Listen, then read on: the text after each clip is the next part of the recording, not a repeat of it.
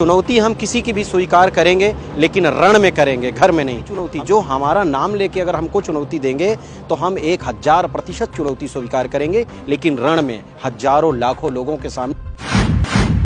देखिए, मुझे लगता है सर्वप्रथम जय श्री राम लला सरकार। भारत माता के समस्त पुत्रों को मेरा कोटि कोटि वंदन प्रणाम। जय माँ कामाक्षा।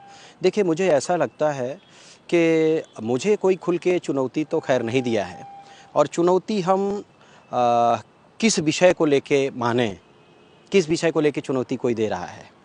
देखिए, चुनौती वो व्यक्ति दे सकता है जो समस्त चुनौतियों में पास हो, ठीक है ना। चुनौती वो नहीं दे सकता जो दूसरे की चुनौती से हमेशा भागा हो, ठीक है ना। और हमारा किसी से कोई द्वेष नहीं है और किसी से कोई राग नहीं है। हम तो सबके सम्मान के लिए ही हमेशा आगे बढ़ते हैं। और रामलला सरकार एक ऐसा नाम है कि कहीं भी भारत में किसी कोने में, किसी जगह में बैठ के कुछ भी बताने की क्षमता रखते हैं, इसमें कोई संदेह नहीं। लेकिन ये अहंकार नहीं है। संतों के श्री चरणों का रज, भगवान रामलला सरकार के श्री चरणों का रज और सभी का स्नेह प्यार है, इसलिए ऐसा होता है। और इस धरती में एक एक से धर्मधुरी है, एक एक से धर्मपरायण है। और वैसे भी सीतानाथ के चरणों की कृपा से मैं सामवेद को बहुत समय दिया, इसलिए मीडिया के सामने नहीं रहा।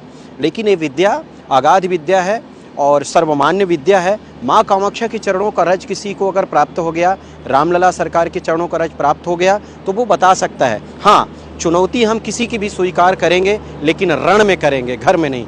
हम तो किसी की भी चुनौती, जो हमारा नाम लेके अगर हमको चुनौती देंगे तो हम 1000% चुनौती स्वीकार करेंगे, लेकिन रण में हजारों लाखों लोगों के सामने हम वो चुनौती स्वीकार करेंगे और दुनिया देखेगी। घर में चुनौती स्वीकार नहीं किया जाता है। अगर योद्धा अपने घर में लड़ते तो काहे को महाभारत होता है ना।